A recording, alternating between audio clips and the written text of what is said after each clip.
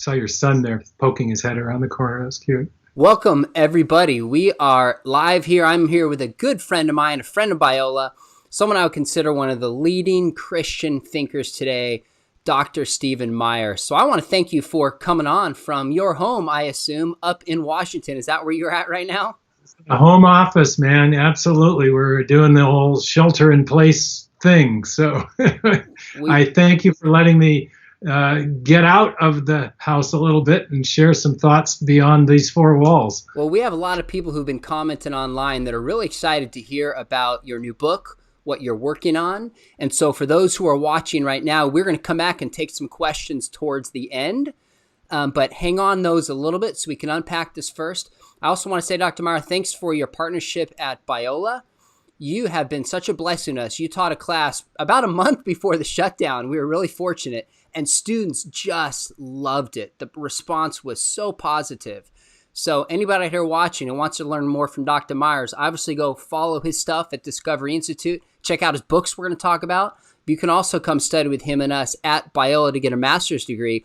We also have a certificate program. If you want to just start and learn the basics with myself, Dr. Myers, for watching this, there's a little welcome discount price below. Well, with that said, let's jump in to your book. Now, the book you're working on now is called The Return of the God Hypothesis. Now, Tell us what you're aiming to do in this book. What's the big idea that you're researching? Well, for those of your listeners and viewers today who are familiar with my previous work, I wrote two books making the case for intelligent design. The first was called Signature in the Cell, and it was an argument for intelligent design based on the discovery of the digital code, the foundation of life. And it was particularly interested in the question of the origin of the very first life. And I argue that intelligent design provided a better explanation for the origin of the information needed to build even the very first and simplest living cells.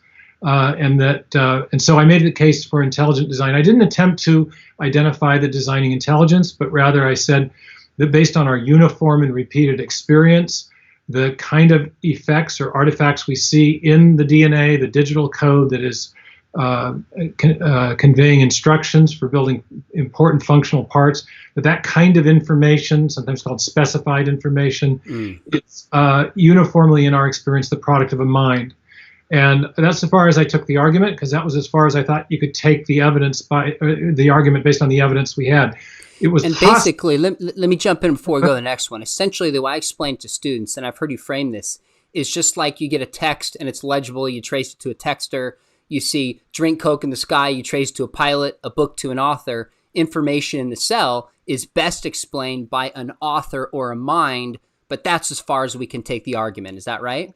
In a way, because it's what I'm arguing is that information, functional or specified information, especially in a digital form, is in our experience always the product of a mind. Whenever we see information, whether we're talking about a hieroglyphic inscription or a paragraph in a book or information embedded in a radio signal or a computer program, Bill Gates says that DNA is like a software program, but much more complex than we've ever created. So if we trace information in any of those forms back to its ultimate source, we always come to a mind, not a material process. So the discovery of information at the foundation of life in DNA and RNA and proteins, I argue, is a compelling indicator of the activity of a prior designing mind in the origin of life. That was the argument of the book. Got it. Okay. So that was the first book. That was book one. Yeah, okay. Book one. Book two extended that argument further by saying, hey, one of the responses to book one was to say, well, yeah, everybody knows we can't explain the origin of the first life, but you're just picking out an isolated anomaly. Once you get that first living cell, then Darwinian processes kick in. We've got natural selection acting on random mutation, and then you can explain all other forms of life. So you've just picked out that one isolated anomaly and said there's an information problem there. But we'll solve that just like we solved the problem of all the other forms of life arising from that first simple cell. And what I showed in the second book was that that's not true, that there's an information problem at many junctures in the history of life, in particular when you get massive infusions of new biological form manifesting itself in the fossil record. We have these abrupt appearances of new forms of life And I chose one to talk about. It was the origin of the first animals. Okay. And that's an event known as the Cambrian explosion. And this is Darwin's Doubt, the book that you argue in this book. Well, I thank you for the free advertisement. Hey, I'm ready. I got him standing right here. I like the cover of that second book. There's an embossed trilobite on the front. I was fascinated when I was a kid with fossils, so it was fun. But the point of that book is that if you want to build a new form of life, you have to have, or the evolutionary process would have needed to develop, would have had to have generated new information. And you can understand that by analogy to our experience in the computer world. If you want to give your computer a new function, you have to provide software. You have to provide code. And the same thing turns out to be true in life. If you want to build a new form of life, you've got to have with the animals, you had to have a new body plan. And there's 2 or 3 dozen different body plans that first arise very suddenly in this Cambrian period. And those body plans require new ways of arranging tissues and organs. The tissues and organs require new cell types. The new types of cells require new proteins to service them. You've got a gut, and some of the first animals had guts. Well, then you need digestive enzymes. Well, those are new proteins, and those proteins require digital code and DNA for their construction. DNA builds the proteins. The proteins service the cell types.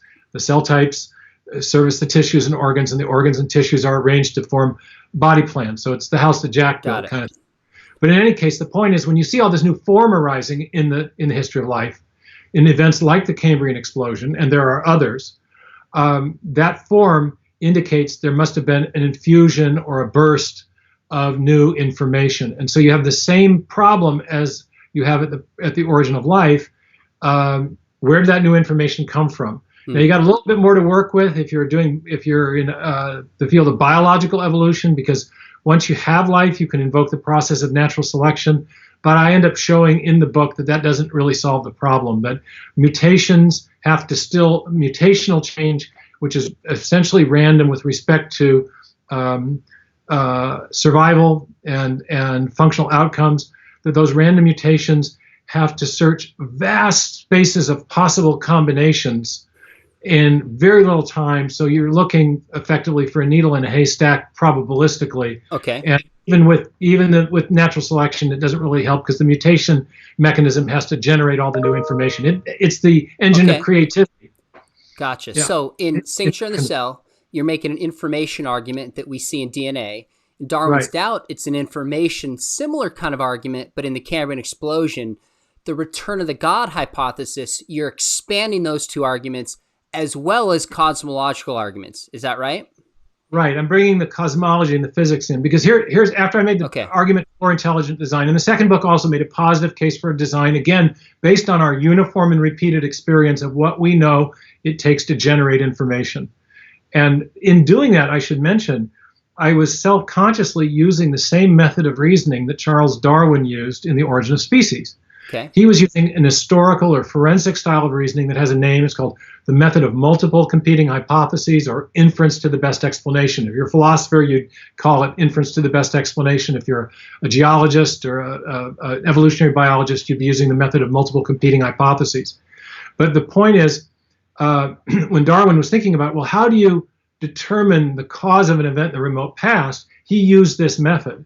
And his key criteria explanation among a competing set was best was what he called vera causa, or what philosophers would call a causal adequacy criteria. Okay. So in other words, if I want to discover what happened a long time ago to cause, well, if I want to investigate an event in the remote past, I want to invoke a cause that's known to produce the effect in question. I don't want, if I'm positing a cause that isn't known to produce the effect that we're trying to explain, it's irrelevant. It doesn't have any explanatory power. So what I showed was that the cause that we know in the present that produces digital information is a mind. So by using and satisfying Darwin's own criterion, I was able to make a scientific case for intelligent design using the same historical scientific method that he did. Okay. But now this gets to your question. Okay. Sorry for the long answer. That's all right. Now, this is what happens when you interview people at home. They're too informal. But so the point is, I had basically two complementary arguments for intelligent design in biology, but my readers and my critics wanted to know, well, but who do you think this designing intelligence is, Meyer? Gotcha. Okay, and there's two possibilities, broadly speaking. Either the intelligence is immanent and within the cosmos, okay, maybe space alien or some sort of extraterrestrial intelligence, something beyond the Earth. Like in the movie Prometheus, for example, there seems to be an intelligent designer who's a smarter alien.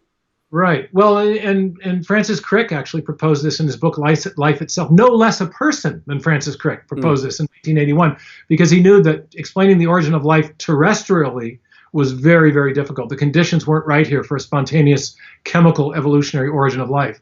And Dawkins himself, Richard Dawkins, the great Darwinian polemicist, actually floated this idea at the end of the film Expelled when he was being interviewed by Ben Stein. I remember that. I was signature in the cell at the time. And he said, well, there could be, he said, a signature of intelligence in the cell, but it would have had to have arisen by undirected Darwinian processes someplace else out in the cosmos.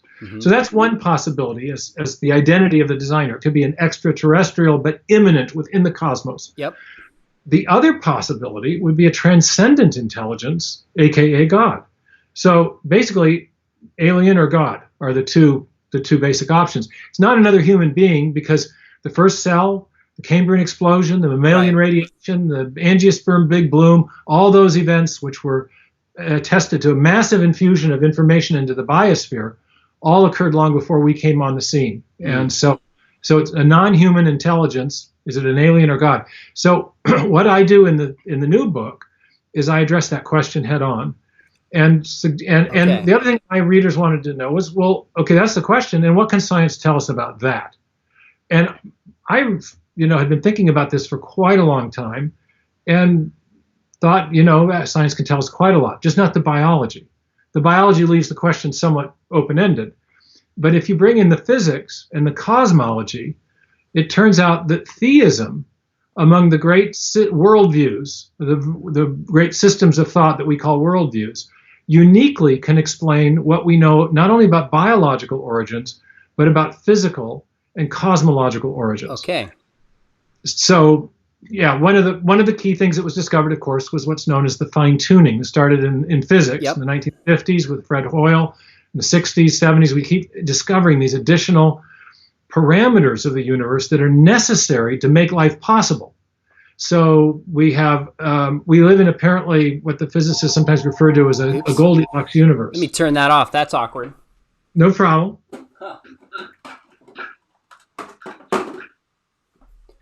We'll just pretend that didn't happen. Keep going. It's no problem at all. And I see you've got an interesting planet there, a planet poster in the background. So, so big discovery, the 50s, 60s, and since in physics is that life in the universe depends upon an exquisite balance of fundamental forces and other physical parameters, as well as an exquisitely fine-tuned configuration of mass and energy at the very beginning of the universe. Okay. And this is what's known as the anthropic fine-tuning, or sometimes the anthropic coincidences or the anthropic fine-tuning. Okay. Can I jump in for a second? We're going to unpack some of these. So the theme of the return of the God hypothesis is to take these arguments you did, I think Signature in the Cell in 2009, Darmstadt a few years later, respond to critics, advance the argument. But are you partly saying that these information arguments only take us to a mind, but don't answer the question whether it's immanent or transcendent, and we need the cosmological arguments to satisfy that criterion? Is that where you're taking in the book? Exactly. The evidence from fundamental physics and from cosmology suggests that the best explanation of the ensemble of these evidences that we have about biological, physical, and cosmological origins is a transcendent mind that is also active in the creation since the beginning of the universe. The biology attests to an active mind after time equals zero, but the fine-tuning, which is present from the very beginning of the universe, suggests a fine-tuner who must have transcended the universe. No being within the cosmos can explain the fine-tuning of the laws and constants of physics or the initial conditions of the universe upon which its very existence depends. nor could such a being explain the origin of the universe itself. That makes For sense. that, you need a transcendent causal entity. And when you combine what we know about the evidence for the beginning of the universe from modern astrophysics and cosmology, what we now call the Big Bang Theory, and what we know from physics about the fine-tuning of the universe from the very beginning, that suggests a transcendent intelligence. And then with the biology, we also see evidence of transcendent intelligence who is also active. And that to me looks like theism, not deism or pantheism or space alienism. Now, of course, that doesn't answer, like I can imagine everything we've talked about so far, a Jew or a Muslim saying, Dr. Meyer, I'm on board. Now, I know you've done some other work, or you're working on right now on, say, the Exodus, the evidence for the Exodus, which would steer more towards still the great monotheistic tradition would embrace that, but it would start to identify who that designer is more specifically. Is this book still focused on the scientific evidence and monotheism, but not specifically the Christian designer, so to speak? Correct. I'm looking at the question of what we can tell from nature about origin of these big origin events and the mind responsible for the information present in life in the universe.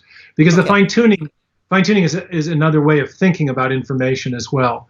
So, right. And I think if you look biblically at, for example, Romans 1, you get Paul affirms that from the things that are made, from the natural world, we can infer the reality of a creator and also some of the creator's attributes, his wisdom and his power. Sometimes wisdom translated in more modern translations, divine nature and power. So we can identify that God exists and certain attributes of God. But the Bible itself does not indicate that you can infer the more about the identity of God than that from nature alone. You need special revelation for that. Now, it happens that I'm a convinced biblical Christian, so for me to get from the existence of God is the first building block in a case that you could make for biblical Christianity. And when I taught, of course, I used to do called Reasons for Faith at Whitworth, where I was a professor. I built the class around three questions. Does God exist? Is the Bible reliable? And who is Jesus Christ? And once you answer each of those three, and I think there are evidential arguments that support the Christian answer to each of those three, the biblical answer to each of those three. But this book only looks at the first of those three building blocks. My young colleague Titus Kennedy, whose new book, The Bible Unearthed, and who has also taught at Biola some Jan-term classes in biblical archaeology, it really addresses head-on those questions about the reliability of the Bible. And that helps you answer a little bit more. Okay, if it's a monotheistic God, is it the Jewish God, the Christian God, the Muslim God, whatever? That makes perfect sense. Now, is it fair to say that in these different arguments that you're making, only one of them relies upon a critique of Darwinian evolution, namely Darwin's doubt? So even if we took that out, you could still make a case that there's an immanent designer from DNA and a transcendent designer. And I'm asking because sometimes in conversations with people, evolution gets so heated, and I'll say, for sake of conversation, you can have it, but you still can't explain the origin of life, origin of information, origin of mind, fine-tuning, origin of the universe, etc. Is that how you see it?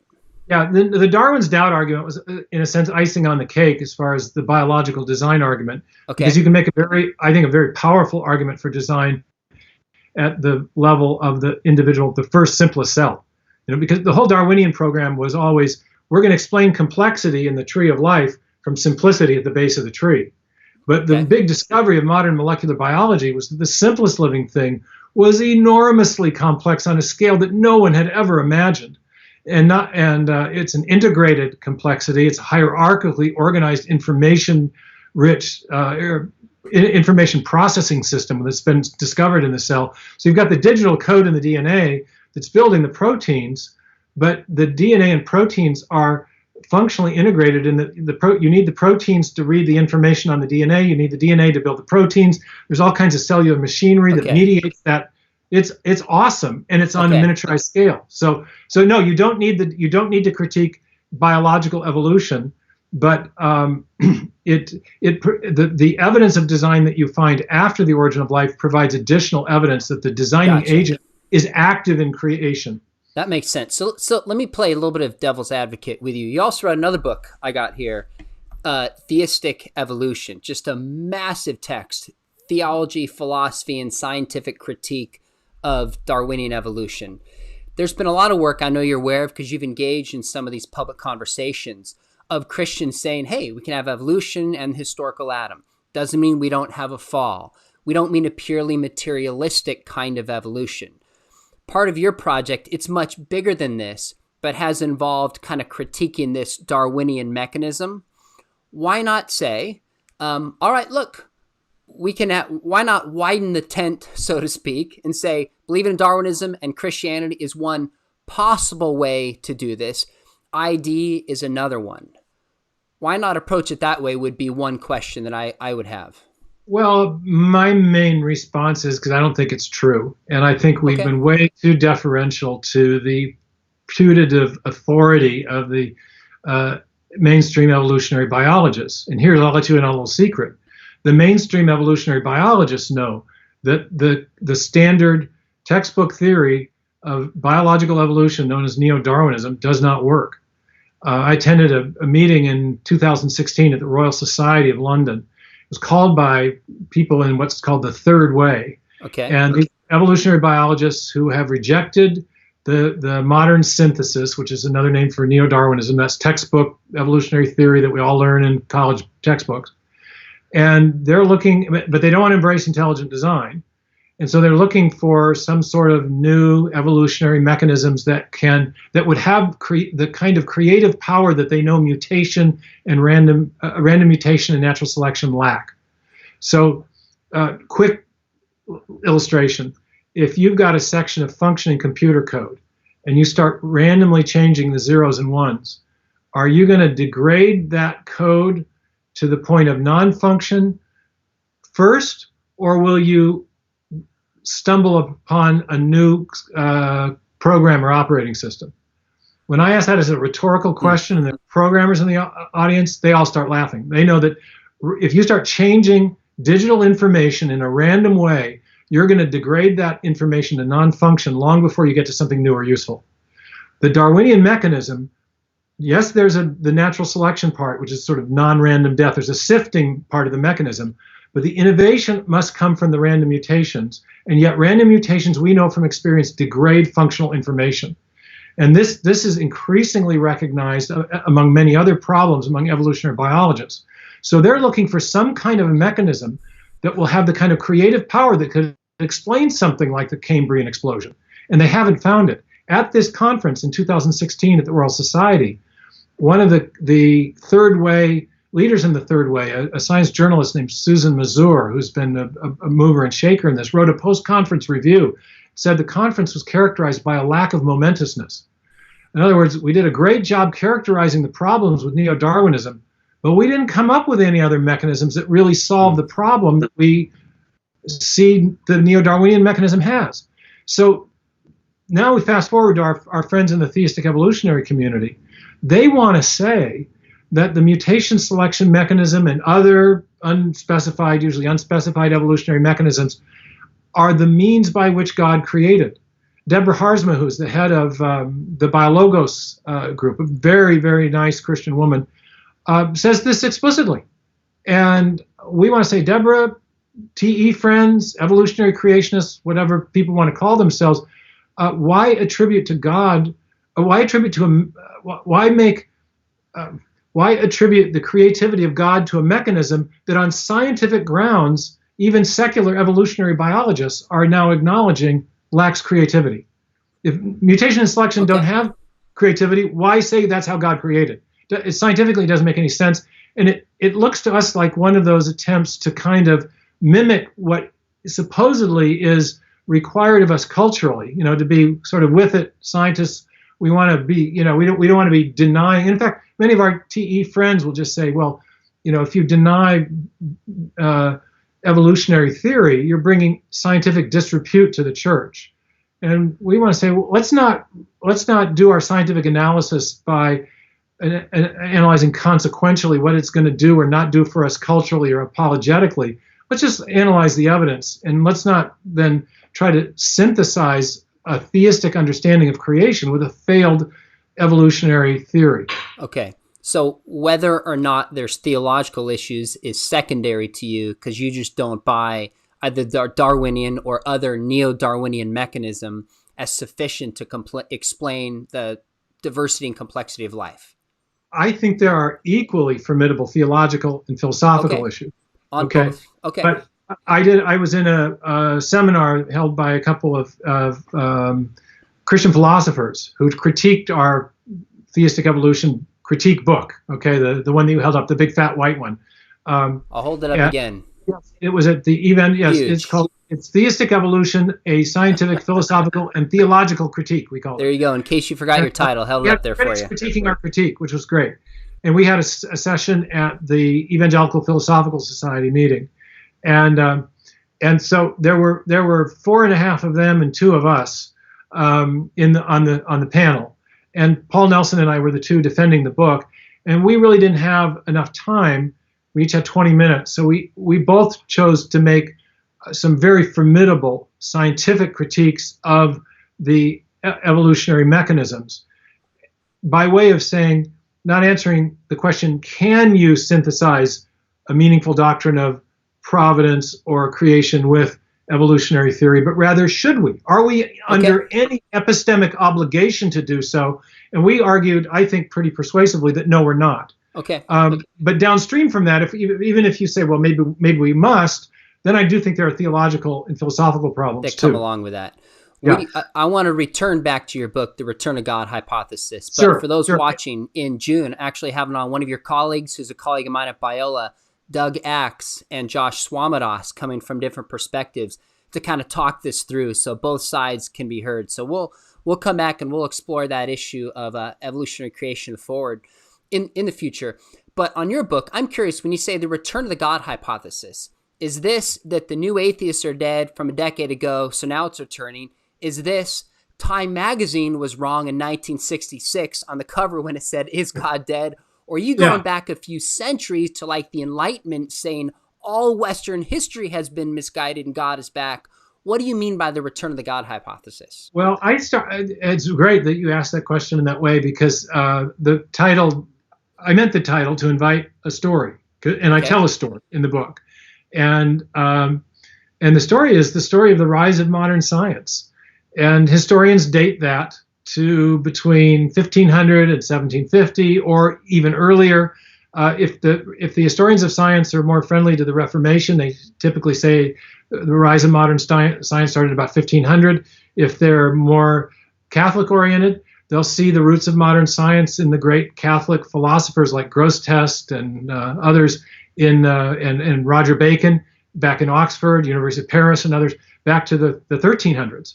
But in that period of the late Middle Ages, the late medieval period, and the Reformation, both Catholic and Protestant Christian thinkers brought to the study of nature certain presuppositions that made what we call modern science possible. When we think of science as an organized system or systematic and organized way of studying nature, one of the key assumptions was the idea of intelligibility and the idea that nature could be understood by the human mind, that there was pattern and there was order and there was design in nature that we could understand because our minds had been made by the same mind that made the created order, that made the natural world.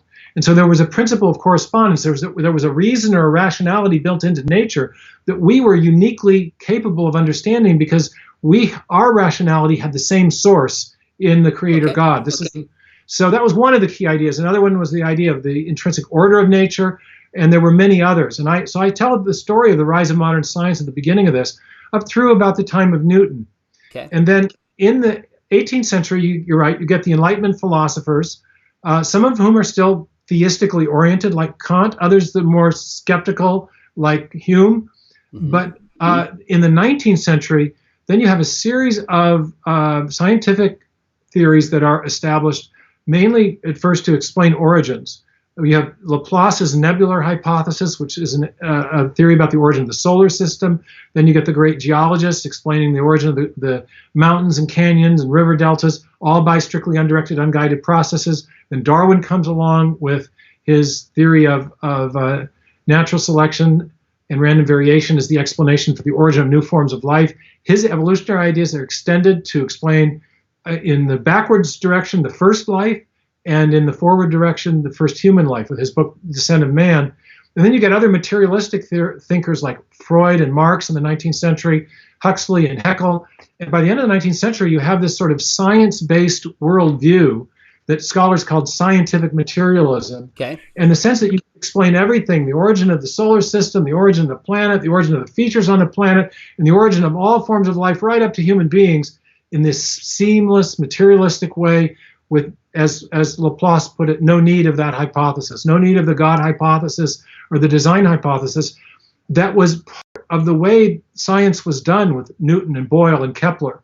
They not only assumed that nature was intelligible, they thought they saw evidence of an intelligence behind nature. Okay. And that perspective was lost in the 19th century. And so what the book is about is the resuscitation of that view as the result of these three great discoveries that we've been alluding to. Number one, from astronomy, the universe had a beginning. Number two, from physics, the universe has been fine-tuned since the beginning, from the beginning. And then thirdly, since the beginning, we've had these huge bursts of information in our biosphere, suggesting that a creative intelligence who's been active from the beginning all the way through creation.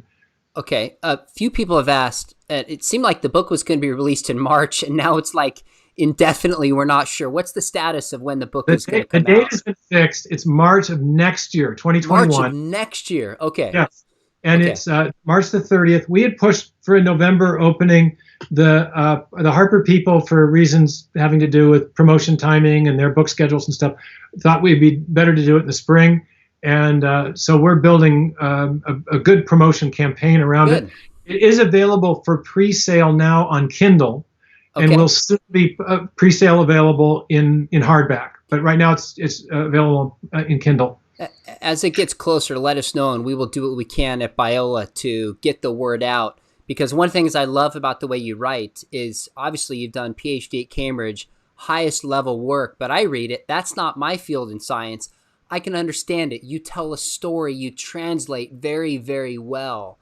So I appreciate that. And I look forward to seeing the story that you do in this book as well. But let me ask you this. I'm curious.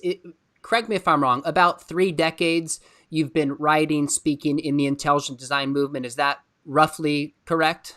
I finished the book. The book is finished, by the way. It's off to the publishers. They're doing art, all that kind of stuff. So it's not. So the date that's been specified is now a hard date, so that's good. Okay. The author was a little bit of a bad boy and needed a little more time.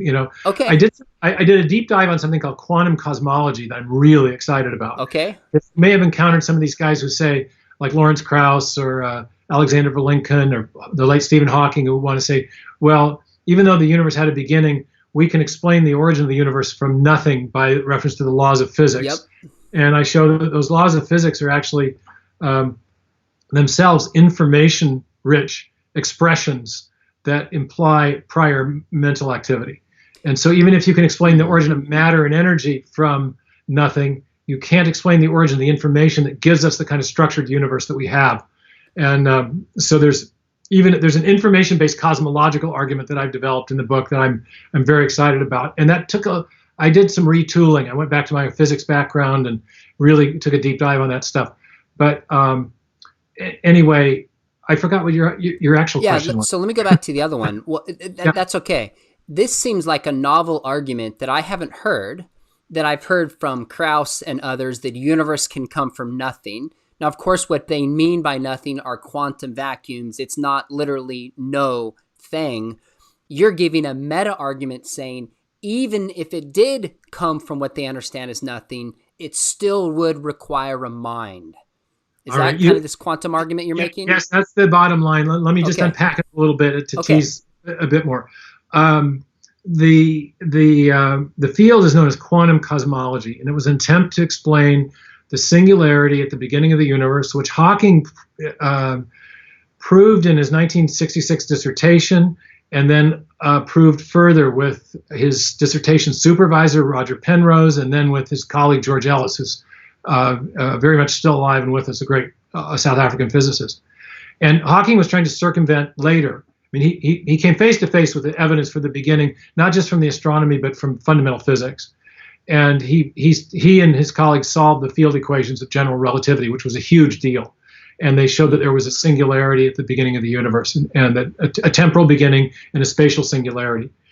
Now, there's a little possible loophole that you could exploit, and that is when the universe is, if you think of the universe expanding outward in the forward direction of time. Okay. And this is what got Hawking thinking. He said, well, in the reverse direction of time, then matter is going to be more and more densely compacted. But if matter is more densely compacted, according to general relativity, then space is going to be more tightly curved. Okay. And as you back extrapolate further and farther back, you get to a point where you get to a limiting case where the curvature of the universe approaches an infinite, and the matter is infinitely densely compacted, and that marks the beginning of the universe, the beginning of the expansion, and arguably the beginning of the universe itself. But in quantum physics, there's this thing called Planck time. If things are and there's a Planck length, and when you get to a small enough smidgen of space, then quantum effects start to kick in, where things can act like waves and particles at the same time, where you have that weird duality where things can be spatially extended like a wave, but spatially discrete like a particle, depending on how you look at it. And what Hawking and his colleagues did was they applied the math of quantum mechanics to the early universe when it was so small that it was legit to describe it using quantum mechanical laws, okay?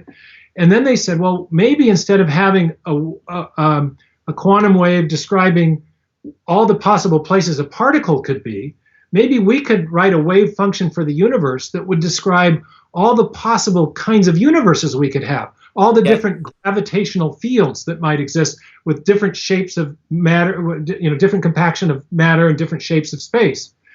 And so they wrote a wave function, and that's fairly easy to, it's hard math, but it's something straightforward. But the point is, it's basically imaginative, okay? And it's saying, well, maybe the universe was described by this function that describes all these possibilities. But there were two problems with this. And Alexander Vilenkin, they tried to use it to say, well, we can get the universe to pop out of the wave function. We don't need a creator. That's basically the move, okay? Mm-hmm. And Vilenkin, in a very reflective moment, he's one of the three or four people who've worked on this, said, well, but wait a minute. If we're saying the universe came out of a universal wave function, that's a mathematical expression. And math, in our experience, only exists in a mind. So are we really saying then that the universe came out of a mind, a universal mind? And he raises it as a rhetorical question near the end of his book, Many Worlds in One, and then never answers it. Wow. He raised the exact same rhetorical question in a different context. He said, what is Vilenkin's worldview, by the way? I don't know enough about his background. He's probably an agnostic, trending scientific materialist. But this statement was a little Platonic, right? Yeah. You know, minds have to exist in a non-material substrate, and in our experience, that's always a mind, or rather, math isn't a. And this was an interesting part of the quotation. He said, if the universe came from this mathematical expression, what is the tablet that these laws of physics are written on? The laws of physics we have today are describing something in the physical world. This is math describing something. It's describing something before there is a physical universe, because it's trying to explain where the universe came from. So it's not a description of any physical process. It's just a description of pure mathematical possibilities. And he says that kind of pure math only exists in a mind. So that's one thing. It's a problem we call reifying math. But there's a second, even more profound thing. That universal wave function, it has a symbol in physics. It's called psi, the psi function. Yep. But the psi function is the solution to a prior equation. It's a type of equation called a functional differential equation. And those types of equations can only be solved if you specify what are called boundary constraints, that you have to constrain the degrees of mathematical freedom. Another way to say it, those types of equations have an infinite number of solutions. So to get a psi function that describes our universe as one of the possible universes that could exist, You have to solve this prior equation, and you can only do that by inputting information, constraining degrees of mathematical freedom. And so what's really being simulated there is the need for a mind to specify the conditions that would allow a universe like ours to pop out of the math.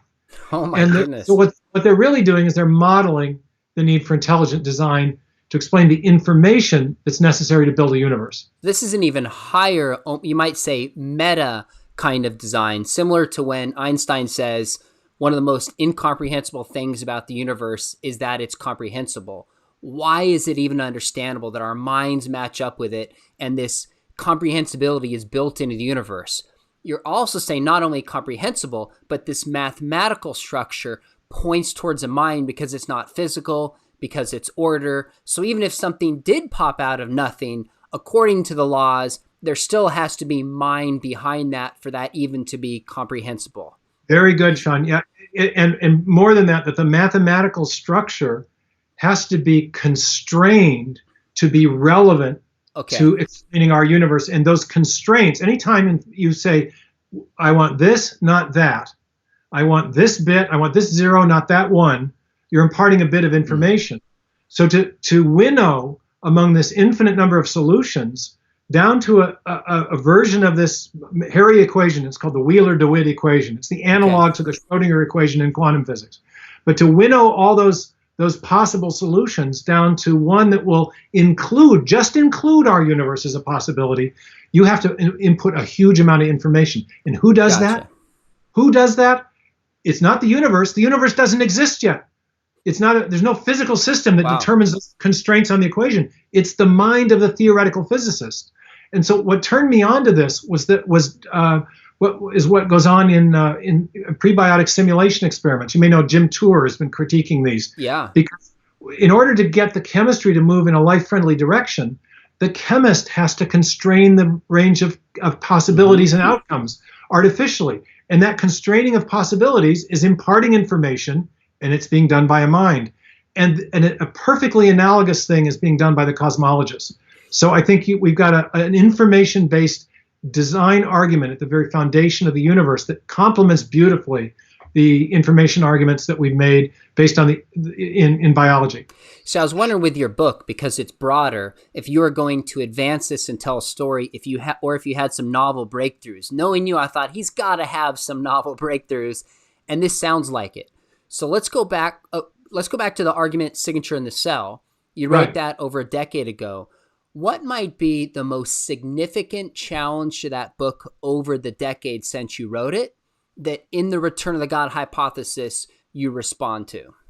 Well, thank you. As if you've read the manuscript already. The book had 3 parts. One was the initial story of the rise of modern science, and then the fall, the rise of scientific materialism.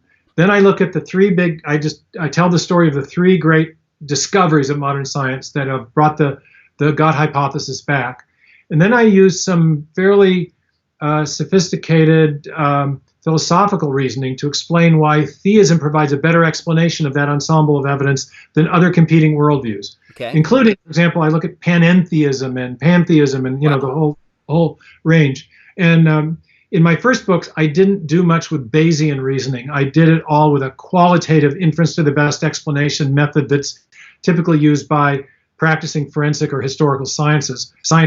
But in this, I supplemented that use of inference to the best explanation with some Bayesian analysis to show why theism was a better explanation. And then in the last part of the book, I respond to objections. And that's where this stuff about the quantum cosmology comes from. Yep, that makes sense. But I also look at objections to the biological design arguments that I made in the preceding books. And probably the biggest one scientifically is the argument from what's called the RNA world. I did, in fact, critique that in Signature in the Cell, but there's been a lot of work on that since then. And what I show is pretty much what we were just talking about, is that when people invoke RNA, background for people not in the know about RNA world, but in the cell, you need DNA to build proteins. You need proteins to process the information on DNA. The information on DNA is transmitted to a molecular factory called a ribosome on the RNA strand, a single-stranded RNA. And it was discovered that RNA could both store information and catalyze a few chemical reactions like proteins do. And so some people thought, hey, we can split the horns of this chicken and egg dilemma by positing RNA as the primal molecule. And that at some point, RNA would begin to self-replicate, and then there would be kind of a Darwinian process that would kick in at a molecular level. Turned out, and this was a proposal that was advanced in Critique of Signature in the Cell. I did address it in Signature in the Cell, but there were scientists that were still pushing it. And we had a lengthy exchange in the Times literary supplement about this with some British chemists. After Thomas Nagel, the NYU philosopher of science, gave my book a commendation in the Times literary supplement in their books issue for 2009, and it elicited a vicious response from some of the British chemists, and they were citing this work on RNA World. So this is all after the publication. And so I explained that big problem with RNA, even if you had a RNA molecule that could copy itself and therefore get some kind of molecular Darwinism going, you would need an RNA molecule that was chock full of very specific information. We've had in the lab scientists attempt to build self-copying RNA molecules. They've only been able to build a molecule that can copy about 1/10 of itself, but only if the sequence of the genetic letters, the nucleotide bases, are arranged in a very precise way. So even to get the molecular prebiotic selection mechanism going, you need an RNA molecule with a whole lot of baseline information. And so what I showed is that there's multiple problems with this scenario, but just analyzing it from an information standpoint, it presupposes unexplained information, which turns out to be a recurring theme in the new book, because the people trying to explain the origin of the fine-tuning in physics do that. They presuppose prior unexplained fine-tuning. The cosmologists do it, as we were just discussing, and the biologists do it as well. Information seems to have only one known source, and that's mind. And so I address these more recent scientific critiques of Signature in the Cell in the new book. You're correct. That's interesting. When Dembski and I wrote Understanding Intelligent Design in 2008, the RNA World seemed to be the most popular then, and people are still holding on to it and advancing it. It just required a higher level response. I've heard some other claims about material. Sean, Jim Tour, by the way, has done some very good work in critique, because all of these prebiotic simulation experiments, RNA World included, require the use of an intelligently designed recipe and multiple interventions from intelligent chemists for the chemistry to get anywhere in the direction of life. And Jim's stuff on this is fantastic, really good. Even if it solves the chicken and the egg problem, which is an if, it still doesn't account for the origin of information, which is your basic challenge. Exactly. Are there any other materialistic processes? I've heard people point to, say, for example, cancer. Sometimes as cancer mutates and changes, novel information arises.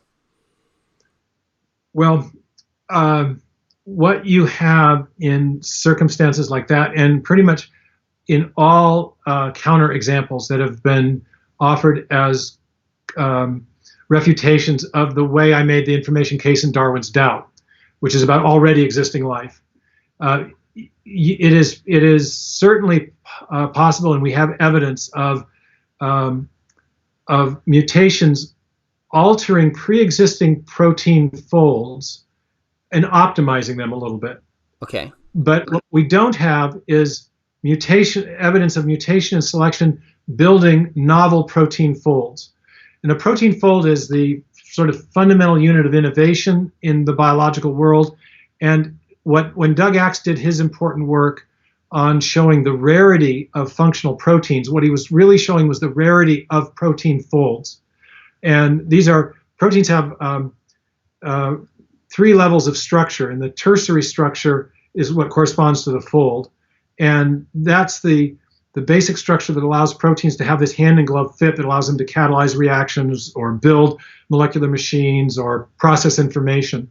So there are several thousand protein folds as fundamental structural units in the living world, and they are incredibly rare among all the different ways there are of arranging the subunits that make them up, called amino acids. Mm-hmm. So that's what we dispute mutation and selection can find is a new protein fold. We're perfectly happy to acknowledge that mutations can sometimes optimize existing folds and give them a slight differences. And that's when people point to new information arising by mutation, it's typically a slightly modified or optimized pre-existing protein fold. Okay. How about in the Return of the God hypothesis? Darwin's doubt was newer, but clearly there have been some naturalistic attempts to explain the Cambrian explosion. What's one of the leading ones, and maybe a response that you give? Well, that's actually one of the big ones right there. Is there were because at the fundamental level, what I argued was that new protein folds are beyond the reach of the mutation selection mechanism. Axe found that in one particular protein that he was studying, a beta-lactamase, that for every sequence of amino acids that did form a stable, what he called a function-ready fold, a fold capable of performing biological functions, for everyone that did, there were 10 to the 77th power amino acid strings or sequences that did not. And so he had this very powerful mathematical argument against the plausibility of randomly searching a space of possibilities that large in the given full history of life on Earth. And so there have been counter arguments to that, one made by some of the theistic evolutionists, in fact, Dennis Venema and Deborah Harzma, and I responded directly to that. They claimed, for example, that a protein called nylonase, which is a protein that can gobble up synthetic nylon, which has only been around for about 40 years, showed that Axe was wrong because a few simple mutations, and voila, you had a new protein that was functional, and they sort of implied that it was a fold. But when you went back and looked at the original Japanese research group that studied the nylonase protein, it turned out that it was a couple of simple point mutations within an existing fold structure. They did not alter the fold, and the Japanese researchers were totally explicit about that. And then I also responded to a critique I got from Lawrence Krauss in a debate that we did, and that was echoed by Dawkins in a follow-up blog post. And he was saying that I misunderstood the mutation selection mechanism because I characterized it as a random process. And I made very clear, both in the debate and of course in my writing on this, that there is an ineliminable element of randomness in the mechanism. It's the mutation part, but there's also a part of it that's not random. It's the natural selection part. And they really mischaracterized my characterization. Okay. So it was a really a critique, Okay, gotcha. Hey, for those listening in, number one, if you're enjoying this, give us a thumbs up. Helps us with the YouTube metrics to get this discussion out there. Second, if you have questions, I've seen some that have come up throughout, and I apologize if I've missed them. Now's your chance to state the question clearly and succinctly for me to ask Dr. Meyer. But let me ask you kind of a broader question. I'm really curious. You've been in these discussions 2-3 decades in that realm, maybe plus. How have you seen the conversation itself change, maybe within the church and outside of the church, maybe for positive and maybe some elements that concern you? Well, I think the question leads to a very exciting answer. There's a lot of buffeting in this work. There's a lot of people that don't like it, that there's a lot of ad hominem abuse, and a number of some of our very best people have encountered very significant abridgments of their academic freedom. Some have lost positions at prestigious institutions. And so there's been a fair amount of that. But we're also seeing a tremendous surge of interest in the case for intelligent design, the concept of intelligent design, the applicability of intelligent design to research problems around the world. And we're attracting talent in the younger generation at an incredible clip.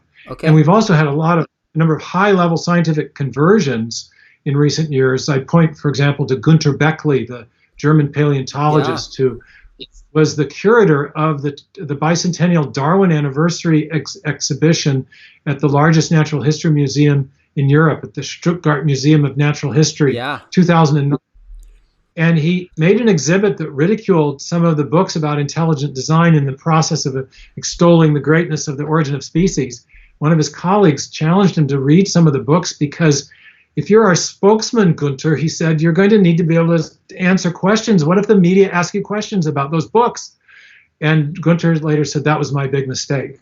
How And now interesting. he and I co-authored a piece in that big theistic evolution book about not just the Cambrian explosion, but about 17 such major fossil explosions of new form and information.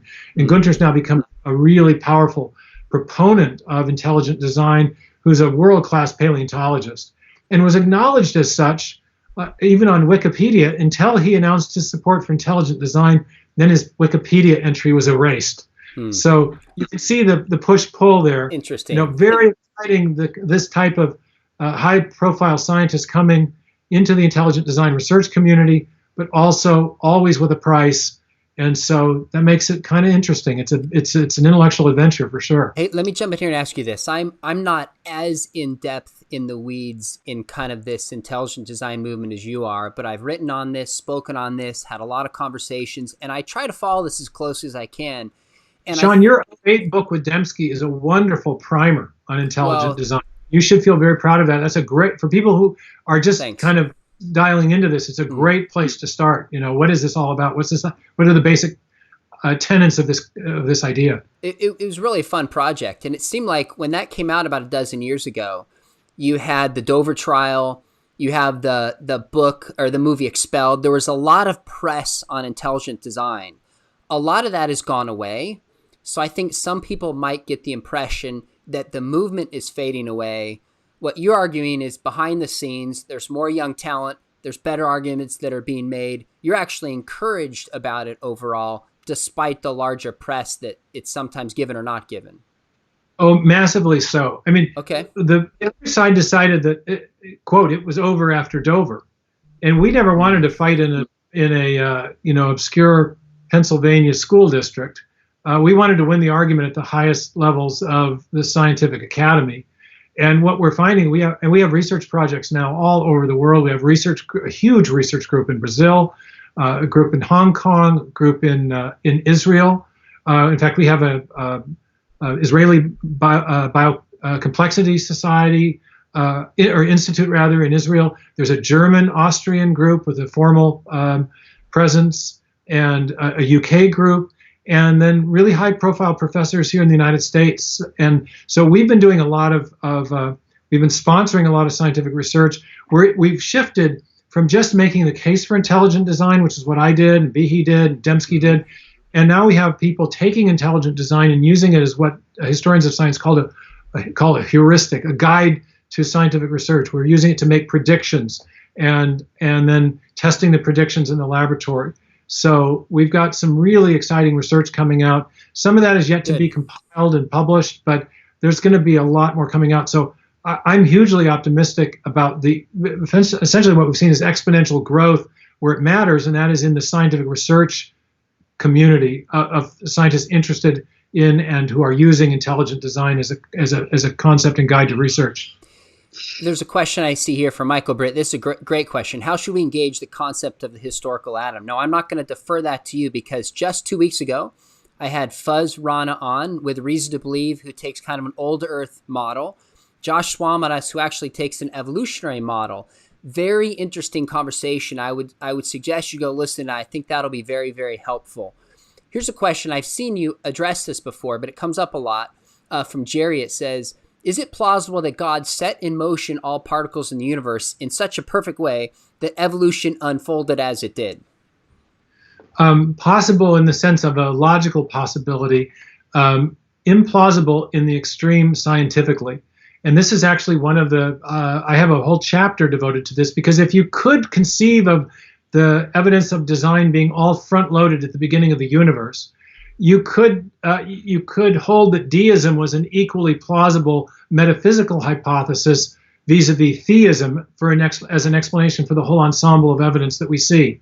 But what we see in the natural world is an infusion of new information in the biosphere long after time equals zero, long after the beginning of the universe. And just to get a little bit of a taste of the scientific arguments that I make against this front-end loaded concept of design, imagine, well, the physicists tell us that it wasn't until about 380,000 years after the Big Bang that the universe cooled enough even to form atoms. So imagine trying to have some, amorphous plasma or elementary particles in a plasma soup with any kind of information that would be biologically relevant or specific, and then transmitting that with fidelity across 10 billion years of cosmic history, is not going to happen. The information will be destroyed. It's going to be subject to entropic degradation. It's going to be subject to quantum fluctuations. And I show that in an even more specific way in the book, because what I show is that if you look at the DNA molecule, it has 3 basic components: sugars, phosphates, and bases.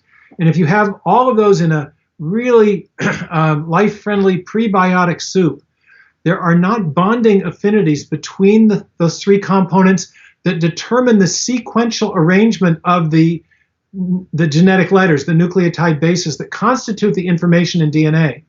And therefore, what we can show pretty definitively is that the information for making DNA isn't even in the subunits of the DNA molecule. It's extrinsic to that. And if it's not in the DNA subunits, it sure as heck wasn't in the plasma or the elementary particles 10 or 13 billion years before, before even the universe cooled enough to make atoms. So it's not a scientifically plausible idea. Information comes into the biosphere, and it does it long after the beginning, and it's not information that could have plausibly been encoded from anything that was present at the beginning. Great stuff. Let me ask you one more question, and then we'll wrap up. It comes from Andrew. He says, is there any example of information having a scientific explanation by law, or does it always presuppose a personal explanation? And this will be our final question for you. That's the fundamental and most important question. Laws of physics or chemistry describe regular patterns that repeat over and over again. Information is by definition what information scientists call complex. It is not reducible to a simple rule or algorithm that is repetitive in that sense. So imagine, for example, and you can see that in the DNA molecule. You don't have a rigidly repeating sequence like AG, AG, AG, AG, AG, AG, AG. Okay?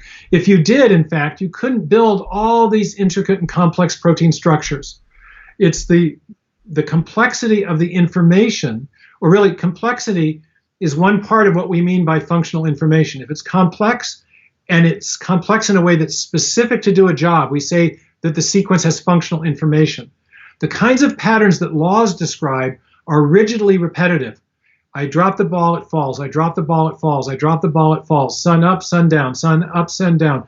Or in chemistry, Na binds to Cl, and you've got the crystal and structure. That's highly ordered and law-like, but it's not information-rich. It's what information theorists call redundant, a redundancy. So laws describe well what doesn't need describing in biology at the foundation. They describe redundant order, not information. The two things are categorically distinct. You can't use laws to explain the origin of information. Gotcha. Because laws describe patterns that are not information-rich. So it's specified but not complex. Information is specified complexity. Right. Hey, love it. I can't wait for this book to come out. There were a ton of comments of people saying they're geeking out. They want to pre-order it right now. Promise me, and this is unfair, that you'll come back before and we'll talk about this again. We just scratched the surface. When we get into January, February next year, and we'll go into detail. By the way, for those watching, there actually is a 30-page article you wrote called The Return of the God Hypothesis, which is kind of a lengthy abstract or summary of where this book is going.